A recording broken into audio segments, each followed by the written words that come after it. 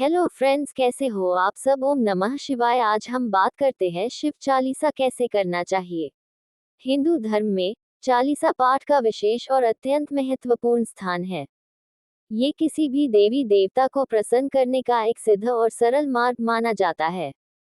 ठीक ऐसे ही भगवान शिव की चालीसा है, जो उनके भक्तों के लिए अनंत कृपा का द्वार खोलती है।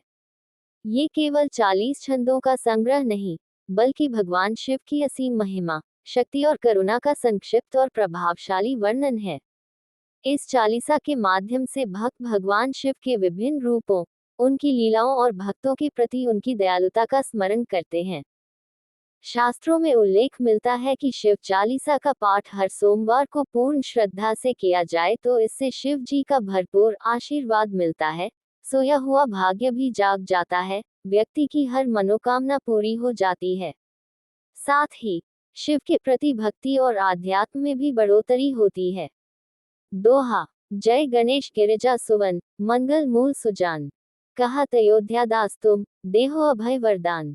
चौपाई। जय गिरिजापति दीन दयाला, सदा करत संतन प्रतिपाला। भाल चंद्रमा सोहत नीके, कानन कुंडल नागफनी के। अन गौर शिर गंग बहाए, मुंडमाल तन क्षार लगाए। वस्त्र खाल बाघंबर सोहे, छवि को देखी नाग मन मोहे। मैना मातु की हवे दुलारी, बाम अंग सोहत छवि न्यारी। नंदी गणेश सोहे तह कैसे, सागर मध्य कमल है जैसे। कार्तिक श्याम और गणराव, या छवि को कही जात न काओ। देवन जब ही जाय पुकारा, तब ही दुख प्रभु आप निवारा। किया उपद्रव तारक भारी, देवन सब मिली तुम ही जुहारी। तुरत षडानन आप पठायो, लवनिमेष मह मारी गिरायो। आप जलंधर असुर संहारा, सुयश तुम्हार विदित संसारा। त्रिपुरासुर सन युद्ध मचाए, सबही कृपा कर लीन बचाए। किया तपही भागीरथ भारी, पूर्व प्रतिज्ञा तासु पुरारी। दानिन मह तुम सम को नहीं, सेवक स्तुति करत सदाही। वेद नाम महिमा तव गाई, अकथ अनादि भेद नहीं पाई। प्रकटी उदधि मंथन में ज्वाला, जरत सुरासुर भय विहाला। कीन्ही दया तहन करी सहाय, नीलकंठ तब नाम कहाय। पूजन रामचंद्र जब कीन्हा, जीत के लंक विभीषण दीन्हा। सहस कमल में हो रहे धारी, कीन्ह परीक्षा तबही पुरारी। एक कमल प्रभु राखेउ जोई, कमल नयन पूजन चह सोई।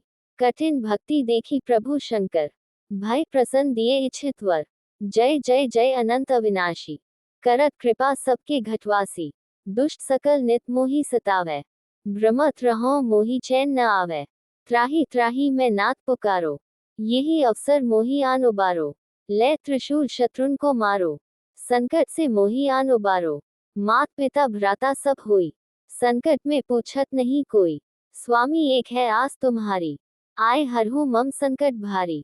धन निर्धन को देत सदाही, जो कोई जांचे सो फल पाही। अस्तुति के ही विधि करें तुम्हारी, क्षमहु नाथ अब चूक हमारी। शंकर हो संकट के नाशन, मंगल कारण विघ्न विनाशन। योगी यति मुनि ध्यान लगावै, शार्द नारद शीश नवावै। नमो नमो जय नमः शिवाय, सुर ब्रह्मादिक पार न पाए। जो ये पाठ करे मन लाई, तापर होत है शंभु सहाय। ऋणिया जो कोई हो अधिकारी, पाठ करे सो पावन हारी। पुत्रहीन कर इच्छा जोई, निश्चय शिव प्रसाद ते ही हुई। पंडित त्रयोदशी को लावे, ध्यान पूर्वक होम करावे। त्रयोदशी व्रत करे हमेशा, ताकि तन नहीं रहे कलेशा। धूप दीप नैवेद्य चढ़ावे, शंकर सम्मुख पाठ सुनावे। जन्म जन्म के पाप नसावे, अंत धाम शिवपुर में पावे। कहे अयोध्या दास आस तुम्हारी, जानी सकल दुख हरहु हमारी। दोहा। नित नेम कर प्रातः ही, पाठ करोन चालीसा। तो मेरी मनोकामना पूर्ण करो जगदीश। मकसर छठी हेमंत ऋतु, संवत 64 जान। अस्तुति चालीसा शिव ही, पूर्ण कीन कल्याण। शिव चालीसा का पाठ आध्यात्मिक विकास के लिए अत्यंत लाभकारी है। यह मन को शांत करता है, तनाव और नकारात्मक विचारों को दूर करता है और सकारात्मक ऊर्जा का संचार करता है। चालीसा के माध्यम से भक्त भगवान शिव के विभिन्न स्वरूपों, उनकी महिमा और उनके कार्यों का स्मरण करता है, जिससे उसकी भक्ति और श्रद्धा में वृद्धि होती है। यह एकाग्रता और मानसिक स्पष्टता को बढ़ाता है, जिससे ध्यान और साधना में गहराई आती है। नियमित पाठ से व्यक्ति को आंतरिक शांति और मोक्ष की प्राप्ति का मार्ग प्रशस्त होता है। सबसे पहले और सबसे जरूरी बात है शारीरिक और मानसिक शुद्धता। पाठ करने से पहले आपको स्नान करना चाहिए और साफ कपड़े पहनने चाहिए। ये दिखाता है कि आप भगवान के प्रति सम्मान रखते हैं और पाठ के लिए तैयार हैं। मानसिक रूप से भी आपको शांत और एकाग्र रहने की कोशिश करनी चाहिए। अपने मन से नकारात्मक विचारों को दूर करें और पूरी श्रद्धा से पाठ करने का संकल्प लें। जब आप पाठ शुरू करें, तो सबसे पहले अपने मन में भगवान शिव का ध्यान करें। आप उनकी छवि या मूर्ति का ध्यान कर सकते हैं। इसके बाद चालीसा के सभी 40 छंदों का स्पष्ट और सही उच्चारण करें। यह महत्वपूर्ण है कि आप शब्दों को सही तरीके से बोलें ताकि उनका पूरा अर्थ और प्रभाव मिल सके। आप चाहें तो एक बार में एक से अधिक बार भी चालीसा का पाठ कर सकते हैं, जैसे 3, 5, 7, 11 या 108 बार। पाठ करते समय मन को एकाग्र रखना बहुत जरूरी है। आपका ध्यान शब्दों पर और उनके अर्थ पर होना चाहिए। बीच बीच में मन को भटकने न दें। अगर मन भटकता है तो उसे धीरे से वापस पाठ पर ले आएं। सच्ची श्रद्धा और विश्वास के साथ किया गया पाठ ही सबसे अधिक फलदायी होता है।